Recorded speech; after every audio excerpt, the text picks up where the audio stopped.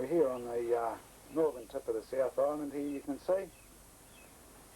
To west there, Farewell Spit, the Tasman Sea, and to the east, the Cook Strait. Pretty exposed piece of water for the old intrepid Blind Bay hookers. This was their stamping ground, and across to Nelson. We're here looking at Golden Bay there, Farewell Spit, and down round the coast to Westhaven Inlet. In the early 1900s, the little hookers, the wooden ships, supplied the coastline in New Zealand, found within the Westhaven harbour here, good mooring, and often a nice commercial cargo. Timber or wool or coal, and a bit of flax. One of the Westrupp boats in the early days there,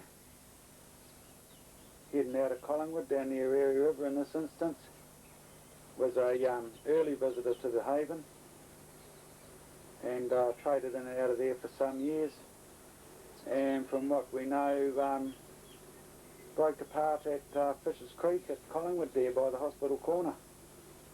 Here she is in company with the SS Wairua, passenger ship doing and freight ship doing the run from Collingwood to Nelson regularly, heading out of the Collingwood estuary on a misty day with a nice high tide.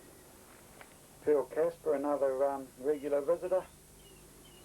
She was made in Auckland by the same guy, Nichols, who built the Kohi. This is the Foxton loading timber at the Par Point Wharf in Westhaven there. She was built in 1928 by Nicol, the builder of the Kohi. She had two 100 horsepower Fairbanks Morse motors in her. There's two of those sitting up in the Rockville Museum. She was sold and went into the Pacific. She's renamed the Mamiatata, and she worked out of Papiti. Another Nelson boat, the Oban, skippered by a Westrupp here and owned by the McNabs in Nelson. She was another little ship that found a safe haven out there on the west coast. The Echo, she was in and out of the bay, Westhaven regularly. She's now laid up on the Harden Picton, and I think it's a restaurant or a walk-in museum or something. One of the little Phantom fleet that's still around and can be seen by the public eye. This is the Portland at the Mungarakau Wharf, the Westhaven Wharf, loading timber from the Mungarakau mill there. She was the last scow working this area. Here's the Kohi here. She's the one we're heading up the inlet today. Have a look at her bones lying up at the Mungarakau Wharf. She's one of the last Nichols ships out of Auckland. She was launched in Auckland 1911, built by Nichols. She was first named the Cade Mile Fate, meaning 100,000 welcomes. She was later renamed the Kohi by the Biddick family, apparently. She was 92 feet long, 27 foot wide, and 4.5 foot draw, and she's good for about 50 tonne. We see her parked up here at the Collingwood Wharf with a steamship behind her loading sheep. In this case here, they're loading coal onto the Kohi for a trip to Nelson. Here she is in the 30s, loading butter at the Collingwood Wharf. Now the butter was in square boxes, and it was all out of white pine that was cut up the valley here.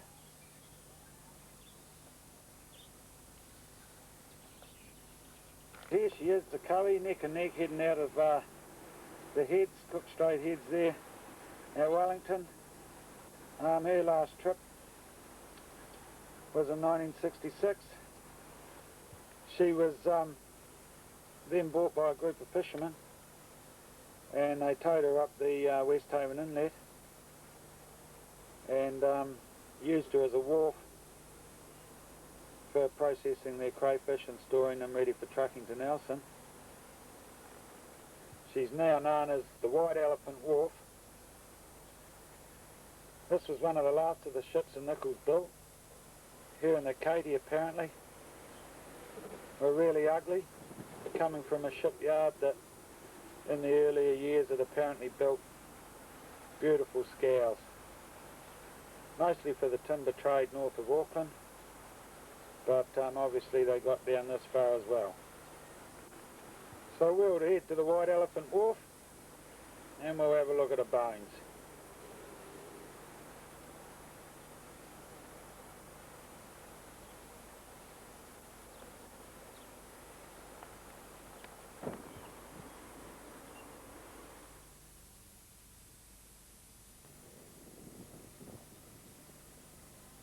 We're here on New Zealand's wild west coast here, top of the South Island, looking down there at the bar, the entrance to the Westhaven inlet. This was a regular toil for the Blind Bay hookers. Used to come in here and take out timber and coal and flax and bring in steam engines and you name it. She looks pretty bloody treacherous out there. Of course it's low tide, and today we've got virtually no wind and no swell. As Brother Willie would know, who worked the crowboat out of here for years, that bar of sand out there is always shifting, and the old hookers, the old scows, would have to work their way in over there. And a high tide, of course, up this channel here, and up here, up past Par Point. And there's the start of the channel up to the wharf. And used to head up into there. There was quite a few spots up there that were topical to the old Blind Bay hookers. And we'll head up through there and have a look at the bones of the old Kohi. Yeah, so here we are, we're looking west there, and the main channel comes up there, and in front of those rocks you can just see a few boats out there, and heads up there to the left, virtually south in this instance, past that bit of an island there, round the corner, up to the head of the inlet. Now I'm not sure what they are over there. I got it on the full zoom, I can't see at this stage. They're parked in the channel. Now over there, it's part of an old wharf on the edge of the channel. No doubt we'll be able to find a reference to that in the book.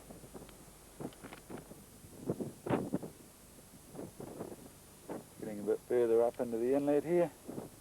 She goes quite a few k's south of the mouth, the bar here, around this next headland there, and we should be getting pretty close. So here we are, looking up into the south end of the Westhaven inlet, and you can see down there that unmistakable stern there of a scow. And there she is, the old Kohi, laid up here and used as a fisherman's wharf. This is where Brother Willie run the Osprey out of here for quite a number of years, crayfishing out the coast there.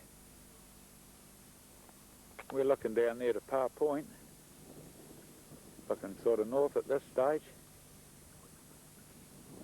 to the Par Point. We come up round this channel here. See a little buzz boat there, just where you go across the saddle to a couple of batches in there. Come up past that last island, round here past those two boats, up the channel here. Here's the bones of the old wharf. And here we are. We're dead astern of the Kohi now, laid up here on the mudflats in the Westhaven inlet, at the wharf here. Been here for some time. A few years ago, Doc had approached Willie. They wanted a resource consent and a resource rental here off the fishermen for the use of it. She's very decrepit now. You can see the king post still in some sort of order there. Couple of bilge keels there, are they called? Big old king post there for the rudder and a couple of iron stays. And we're on the port quarter here, is it? Looking down the port side.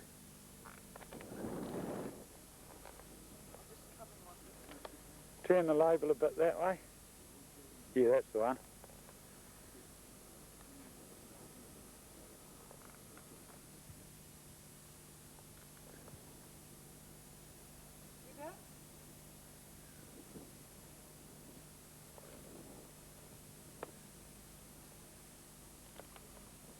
There's Jane up there, up on the bow there, right up next to the winch.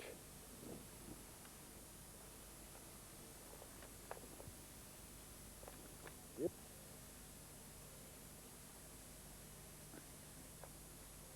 Standing right underneath the bow here, and now I'm looking down the starboard side. The oars are whole there.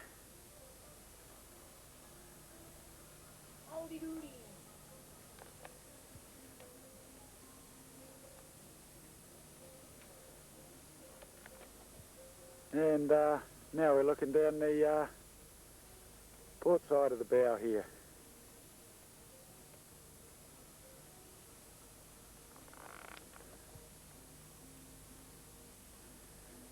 We can see a planking there, diagonals there, fore and aft. Come around here, and we're looking straight down the starboard beam there, below the cabin girl. Coming here down the gunnels here, we can see we've got bulwarks here about breast height, and we're looking here at what's left of the old steel stays, I'd say, for the rigging shrouds.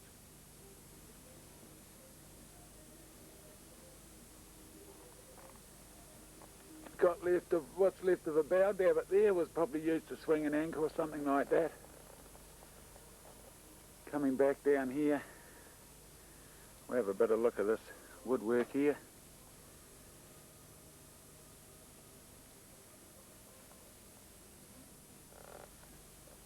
See that bow davit there?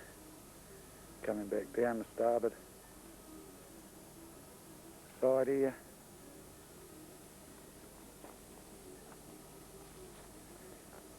We're about midships here. Jane's standing on what was the deck, and we're looking aft here.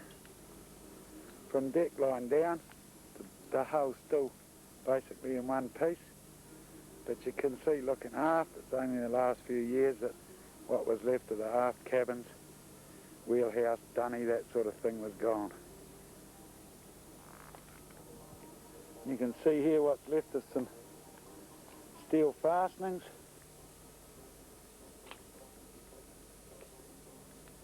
Some extremely heavy steel here used in the construction. It's not hard to see why these little ships were incredibly strong. We're looking here at the starboard sort of aft here rubbing strake. It's a bloody big piece of timber, as you can see by Jane sitting there on the little quarter deck there on the starboard side. What's left here is some original decking. We're going aft again. A little step up here onto the little aft quarter deck.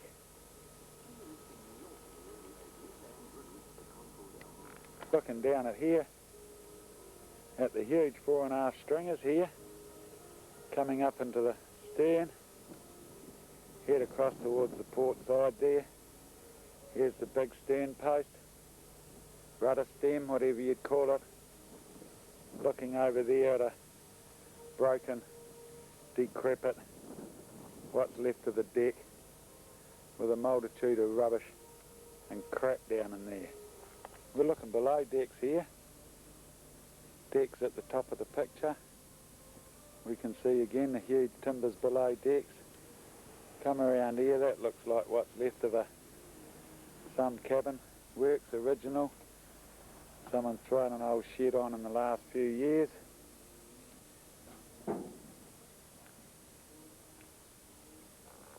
We're looking straight down the rudder hole here.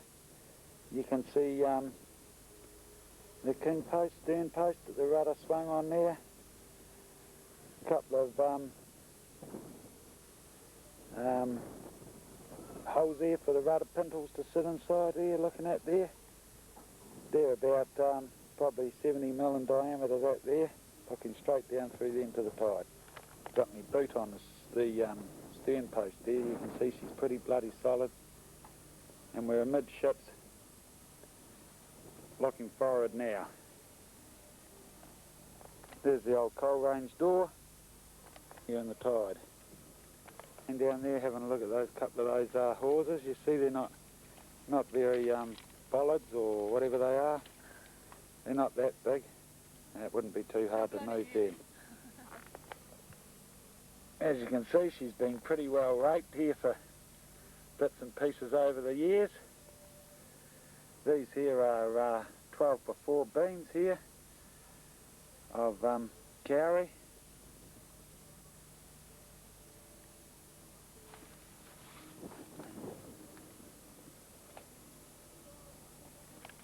Looking aft now at the rise here, looking into the that's the stern here on the port side, looking at the deck beams overhead here, coming down through here, huge solid things, some big steel 2-inch diameter braces up in here, you can see there, bolted into the fore and aft runners here. I'm looking towards the bow, old fuel tank there, and we can see here where the tide comes through when she's full. If I had my chainsaw, I'd pinch that.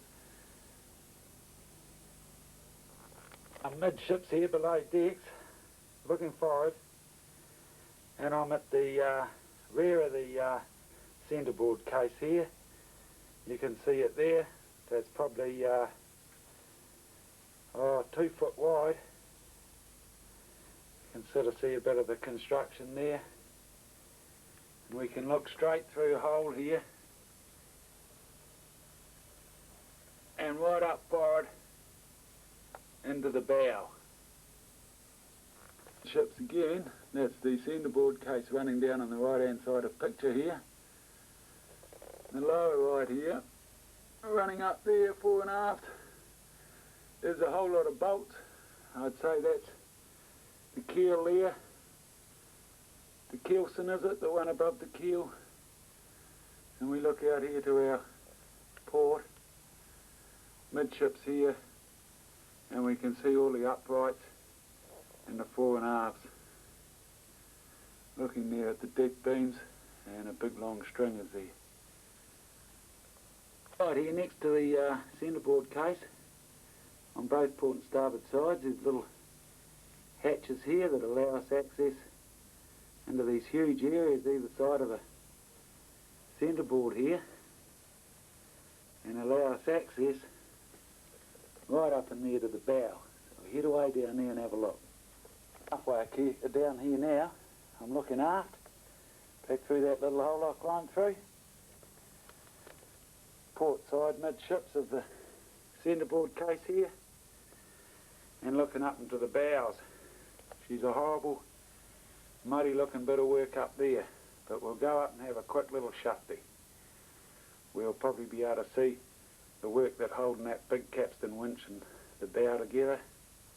Bits and pieces like that. Looking astern on the port side of the centreboard case. We're up here in the bow. There's a hatch cover here on the starboard side, which will allow us access out. You can see some huge woodworks in here. This big beam here, fore and aft, Carlin type of thing. It's about 18 inches wide. Tapered there's about 6 inches. Where it hits the decking on the hull there, probably about 10 inches. Come around here. There's the king post there. So it's a king post up in the bow there. Look up there. That's the hole the old anchor chain used to rattle through. There's the anchor chain hole. And we're looking up there to the drum, or the pawl is it, on that big winch on the front of the boat. We'll climb up and have a look at that soon. You can see that boot on that fore and after here. It's a keelson, something like that. My boot's 14.5 inches wide, long, so give you an idea the dimension of that piece of timber. We're looking up, we can see the planking, diagonal, around the bow here, big diagonal brace here, and we're looking right up into the bow there. There's my 14.5 inch boot again. Give us some perspective of the size of the bits of timber here, gone into making up this old scow here. They certainly built them. Those bolt heads there are 2 inches in diameter easy. Of course, here's the real important piece. We can see here, she's good for 43 tonne, 7,900 weight. There we go, carved into a deck beam up here in the bow. Now that'd be another piece of wood be worth getting. Bit of carving you can see there. It's just forward of the centreboard case on the starboard side on a deck beam, and we're now looking directly aft, going out towards the looking down starboard side of the ship towards the beam. See here more evidence of people carving her up over the years for cowrie. Right below the main forecastle hatch here, is it? And we'll climb up out of there. A lovely little step for my boot there. Up past this huge big beam and out into the sunlight. There's that davit on the bow. And here we are, the big winch is still with us. Starboard beam here, coming round into the bow now. Gunnels here, the davit looking up into the bow there, very bow. Once again the king post and the winch. Pretty poor condition, but we'll just hope she's sound enough still to walk on. And there we go. There's the powerhouse, if you like, on the old scows. No doubt they used this winch to winch her across the bar a few times. There would have been plenty of sweat and tears around there. You can see the big old king post, well worn from ropes there being tied onto her. and an old steel bits and pieces. All sorts of shit lying around here. An old chisel there. No doubt that's seen heaps of life on this old thing. Now if we have a look at this, I don't know if it is a chisel. Could well be. See, it's flat on there. I wonder if it's some sort of old caulking tool or something like that. Oh well, you can hang it on your wall mat. A few more broken old bits of crap there. Looks interesting. Let's see if we can get that off. I got me back to the king post now, looking directly over the bow there.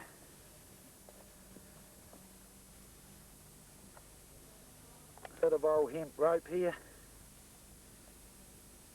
Copper sheeting over a little wee turned up type of bow there, lovely. And there's the eye bolt for the forestay by the looks of her. There's Jane standing by the winch there. I'm standing right on the bow now. Looking at it old mouthed rope here, could well have been a stay, or a shroud or something. Hatch cover here. Still got the turnbuckles here. Obviously to pull the old hatch cover down tight, eh? So looking down that fore hatch now. Another lovely little bollard there. That's on the port beam there. Just where the bow sort of comes down to meet the side of the ship. Looking aft now.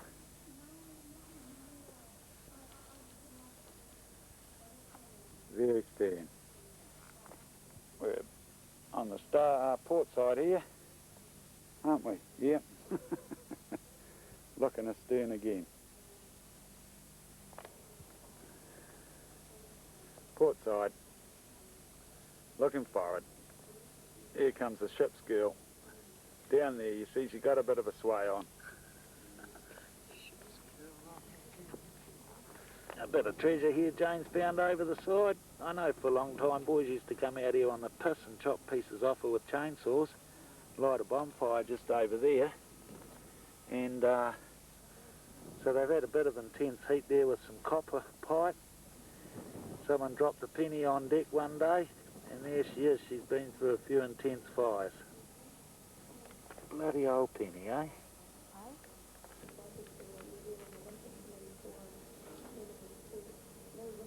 Something going on down in here. Oh.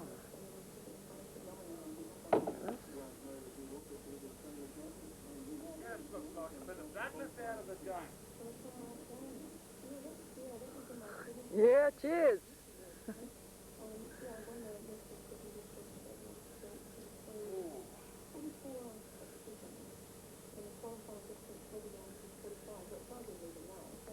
Thirsty work. Hey, you drink this shit, man.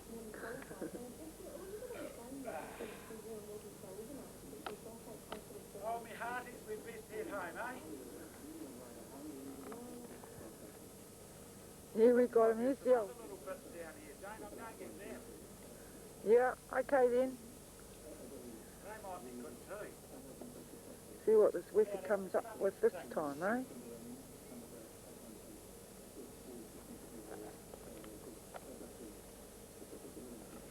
Oh, look at that.